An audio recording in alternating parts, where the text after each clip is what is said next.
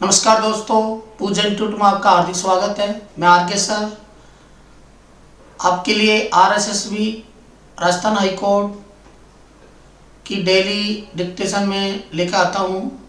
और आज हमारी स्पीड होगी 100 की, मात्र 10 मिनट में होगा 100 WPM। और दोस्तों, इस चैनल पर आप नए हैं तो सब्सक्राइब करो और कमेंट करो, शेयर करो। और दोस्तों, रेडियो डिक्टेशन के लिए आप रेडियो रेडी स्टार। महोदय, आजादी से पहले जिस देश में सुई नहीं बनती थी वहां आज हवाई जहाज बन रहे हैं। हम चंद्रमा और मंगल पर जा रहे हैं। बड़े बड़े बांधों से लेकर बड़ी बड़ी संस्थाएं हमने खूब बनाई है। और तो और यह यश भी हमारे ही खाते में है कि हमने एक नया देश बना दिया। 95,000 फौजियों के आत्मसमर्पण का हमारा बनाया इतिहास भी शायद ही कोई अपने नाम करा पाए। तमाम उपलब्धियों के बावजूद हमें अपनी कमियों को न केवल स्वीकारना होगा अपितु उन्हें दूर करने का संकल्प भी लेना होगा। आज भी देश की पहली आवश्यकता हर व्यक्ति को रोटी, कपड़ा व मकान उपलब्ध कराने की है। इसके बाद बिजली, पानी, सड़क और चिकित्सा सुविधाओं के साथ सबको रोजगार देश में एक बड़े हिस्से की सबसे पहली जरूरतों में है। यह तो मानना ही पड़ेगा कि कोरोना ने हमारी व्यवस्थाओं की पोल खोलकर रख दी। जरूरत इसकी भी है कि हम अपनी सीमाओं की मजबूती से रक्षा करें। जहां तक हमारी राष्ट्रीय प्राथमिकताओं का प्रश्न है, उन पर हमें मिल बैठकर चिंतन मनन करना चाहिए। जब तक यह काम ईमानदारी से और जमीनी जरूरतों को देखते हुए नहीं होगा, आगे नहीं बढ़ पाएगा। यह सच है कि देश के संसाधन सीमित है और जरूरतें असीमित।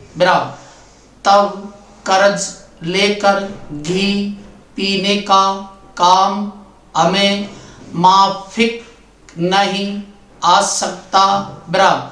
जो भी कार्यक्रम हाथ में लिया जाए उसे समयबद्ध पूरा करना जरूरी है, तभी देश को लाभ मिल सकता है। अन्यथा देश की सारी कमाई आज की तरह वेतन भत्ते, पेंशन और कर्ज की किस्त एवं ब्याज चुकाने में ही जाती रहेगी। यह स्थिति बनी रही तो देश नई गुलामी की तरफ अग्रसर हो सकता है। हमें मिलकर इस स्थिति से देश को बचाना होगा। कोरोना महामारी के चलते उपजे आर्थिक हालात से निपटने के लिए सरकार ने जिन उपायों की घोषणा की है, उन पर आरबीआई के पूर्व गवर्नर उर्जित पटेल व पूर्व उप गवर्नर बिरल आचार्य ने अपनी पुस्तकों में कुछ सवाल उठाए हैं। उन्होंने इस बात पर प्रकाश डाला है कि सरकार द्वारा बैंकिंग क्षेत्र का प्रबंधन किस प्रकार गया है? बराबर इसे 3 चरणों में बांटा गया है। बराबर वर्ष 1969 और 1980 में जब बैंकों का राष्ट्रीयकरण हुआ तब सरकार की मंशा बैंकिंग तंत्र पर नियंत्रण करने की थी। बराबर यह नियंत्रण धीरे धीरे बैंकों पर स्वामित्व में बदलने लगा और इसका दायरा बैंकिंग व्यवस्था और संचालन स्तर तक बढ़ने लगा। बराबर कई सरकारी योजनाओं का क्रियान्वयन बैंकों के माध्यम से हुआ।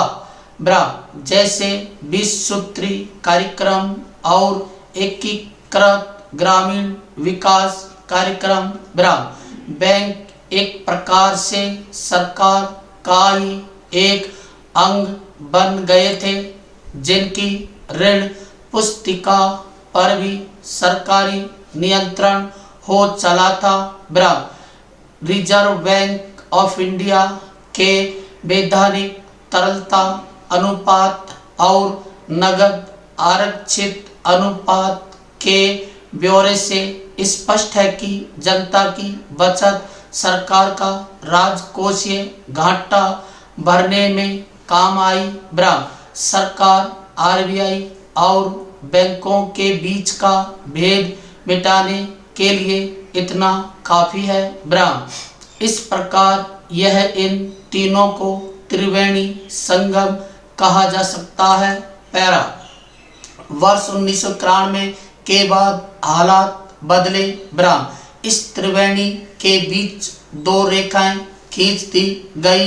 बराबर बैंकिंग क्षेत्र को व्यापकता मिली। बराबर नए प्राइवेट बैंक आए जो तेजी से आगे बढ़े। बराबर वर्ष 2003 में fiscal responsibility and budgetary management विधेयक पारित किया गया। बराबर इसके साथ ही स्वमुद्रीकरण की प्रक्रिया समाप्त हो गई। बराबर अब सरकार और बैंकों के बीच थोड़ा फासला आया। बराबर अब बैंकों की जवाबदेही बढ़ गई थी। बराबर एफआरबीएम लागू होने के बाद आरबीआई भी सरकार से कुछ अलग हुआ। बराबर अब बैंक सरकार का अंग न रहकर ऐसे स्वतंत्र संस्थान बन गए और जरूरत पड़ने पर सरकार उन्हें पूंजी उपलब्ध करवा सकती है। बराबर खास बात यह है कि प्राइवेट क्षेत्र के बैंक नियमन के दायरे से बाहर रखे गए। पैरा कोरोना संकट के बाद जारी पैकेज से बैंक 1991 से पहले वाले दौर में लौटते दिख रहे। बराबर यानी बैंक बिना एनपीए और पूंजीकरण की परवाह किए नए ऋण जारी कर सकते हैं।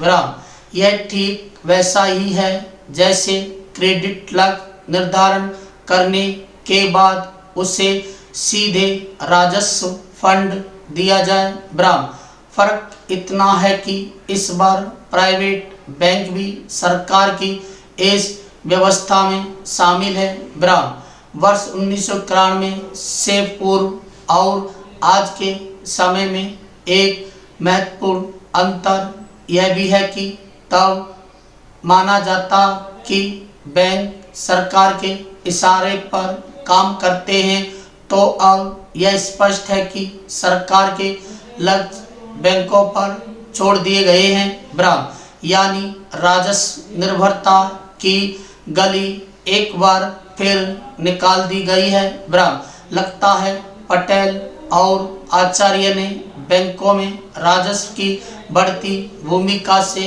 होने वाले संभावित नुकसानों को लेकर जो आशंका जताई है वह निर्भुल नहीं है। बराबर आजकल सब्सिडी और प्रत्यक्ष भुगतान को भी बैंकों से सीधे जोड़ दिया गया है। बराबर इससे वित्तीय क्षेत्र भी प्रभावित होता है। ब्राव फिलहाल यह उम्मीद की जा सकती है कि बैंकों द्वारा प्रदत्त ऋण बैड लोन में नहीं बदलेंगे। ब्राव इसलिए भविष्य में राजस्व भरपाई जैसे उपायों की जरूरत नहीं पड़ेगी। पैरा भारतीय पुलिस का कार्य और छवि जनता के बीच में बहुत खराब है। ब्राव वैसे तो जनता सरकार के सभी विभागों से त्रस्त रहती है, लेकिन पुलिस एक ऐसा विभाग है जो जनता के संकट और आपातकाल में उनके संपर्क में आता है। ब्राव पीड़ित जब शिकायत लेकर थाने जाता है और वहाँ सुनवाई नहीं होती और यदि उल्टे उसके साथ दुर्व्यवहार किया जाए तो उसकी आत्मा झकझोर उठती है। ब्राव जनता की शिकायतों पर कार्रवाई न करना, जनता से दुर्व्यवहार, ग्रामीण क्षेत्रों में सामंती प्रवृत्ति, अल्पसंख्यकों के प्रति पूर्वग्रह, भ्रष्टाचार एवं मारपीट आदि के आरोप पुलिस पर लगते रहते हैं। ब्राव पुलिस की छवि नकारात्मक बन जाती है। ब्राव पुलिस स्वयं अपनी कठिनाइयों से भी परेशान है। ब्राव कार्य की अधिकता व अनिश्चित कार्य का समय, ब्राव यह उनके व्यवहार को भी प्रभावित करती है। ब्राव यद्यपि पुलिस के अच्छे कार्य करने के भी अनेक उदाहरण हैं, ब्राव लेकिन वे उसकी छवि को सुधारने के लिए अपर्याप्त है। पैरा प्रधानमंत्री नरेंद्र मोदी आत्मनिर्भर भारत के नारे को मंत्र में बदलना चाहते हैं। ब्राव स्वतंत्रता दिवस पर लाल किले की प्राचीर से उनके 86 मिनट के भाषण का बड़ा हिस्सा देश को आत्मनिर्भर बनाने के विचारों, संभावनाओं और योजनाओं पर केंद्रित रहा। पूर्ण ब्राव। दोस्तों कैसा हुआ? अब इसको आप ट्रांसलेशन करेंगे मात्र 17 मिनट में। और दोस्तों यदि हिंदी स्टेनो, इंग्लिश स्टेनो आपको बेसिक सीखना है, बहुत ही इजी, सरल, रोचक लैंग्वेज में, तो आपको मात्र 4 से 5 महीने में 100 की स्पीड इंक्रीज हो जाएगी यदि आप डेली अच्छी तरह से प्रैक्टिस करोगे। तो दोस्तों हमने पूजा इंस्टीट्यूट ऐप पर बैच स्टार्ट कर रखे हैं, हाई स्पीड के भी हैं और हिंदी ऋषि प्रणाली, इंग्लिश पेटमैन दोनों के बैच स्टार्ट हैं और अभी बैच स्टार्ट होने वाले हैं मंडे से, और अभी 2 दिन पहले हुए हैं। और जिनको यदि बैच ज्वाइन करना है वो यहीं प्ले स्टोर से डाउनलोड करें पूजा इंस्टीट्यूट ऐप और वहाँ से आप कोर्स की जानकारी ले सकते हैं।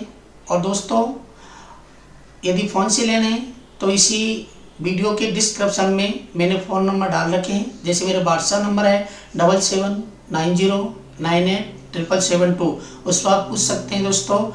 और दोस्तों चैनल पर नए हैं तो सब्सक्राइब करें और कमेंट करें, शेयर करें। जय हिंद, जय भारत।